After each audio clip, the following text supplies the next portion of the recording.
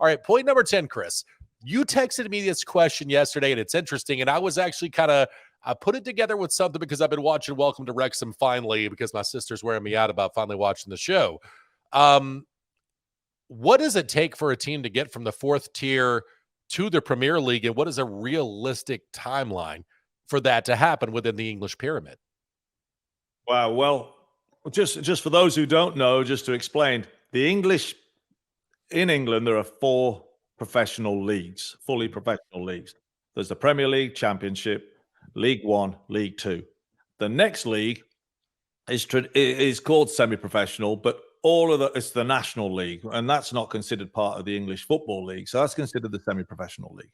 And that's where Wrexham are. I think all but 2 of those teams now are professional. So it's kind of becoming a more professional league, but it's a 5th tier. Now, the beauty of the English game is that, and this is what gives everyone hope and fear, if you like, that every season, if you finish in a top certain number of places, you can get promoted to the next league and go up and up and up. And there's no cap on where you can get to. If you keep winning, you win every league, or you come 2nd or 3rd in every league, you go up one. But it takes a lot of money, and it takes a lot of unbelievable management and finding the right players and not being able to spend more than your club can afford at that lower level to progress through those divisions, because it's a tough journey. It's a tough journey. So realistically, Wrexham being where they are now, and I think they've got a 10-year plan to get to the Premier League. That's probably right. And if it happened, I mean, if you look at 2 years per league, you're looking around 8, 9, 10 years, aren't you? So, with 5 leagues, I guess it'd be 4 promotions. You're looking at 8 to 10 leagues, but everything's got to go for you. And I'm not sure that anyone's done it in that time frame. You've got to have the infrastructure as well in the club. It can go the other way as well, because I'll give you an example. Oldham Athletic, been around for over 100 years. In 1990, I think it was 1991, they got into the Premier League, or what was the Division 1, for the first time in 68 years. Then they stayed up. The next season, the Premier League was formed. So they were in, they got some money, and they were in at the start of that.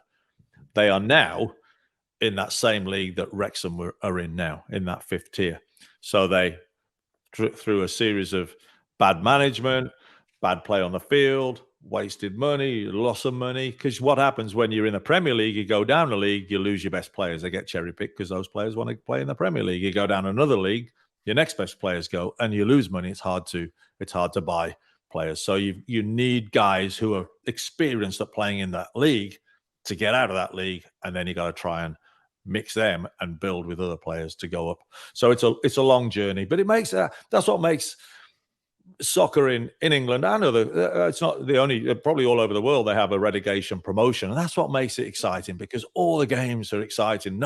Until you're mathematically safe, those 6 teams at the bottom of the Premier League right now, they're scared to death that they're going to be the one goes down, because once you leave the Premier League, it can take you 10 years to get back up. There are teams in the Championship who were in the Premier League, probably in every division right now, that were in the Premier League, that can't get back up there because they've lost money and they just can't get it. And I mean, I know Wolves ended up in the 4th division, the 4th tier in the 80s. They were something like 2 weeks from going out of business.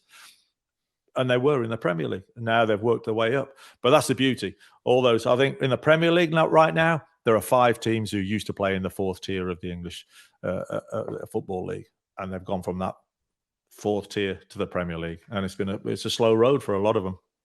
And you mentioned, so Brentford taking on Arsenal this weekend. It was 07-08. Brentford was in the 4th tier? Yeah, they were actually in the 3rd tier. Brentford were. Yeah. 3rd tier, yeah. 07-08. Arsenal were 3rd. They finished 3rd in the Premier League that year.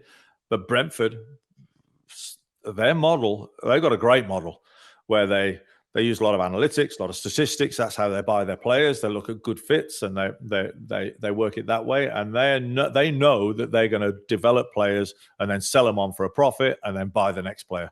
And they've used that model to work there with their new owners to work their way up to the Premier League. Yeah, but they've come a long way. Brentford they're not known for being typically in the Premier League, and they've done very well. Likewise, Brighton, likewise, Bournemouth. Wolves to a lesser degree they were, and then they weren't for a big spell, and now they're back up. Yeah, so it's so you never know where you're going to be in 5 years' time, and that's the beauty of it. But that's what gives you hope if you're in those lower leagues.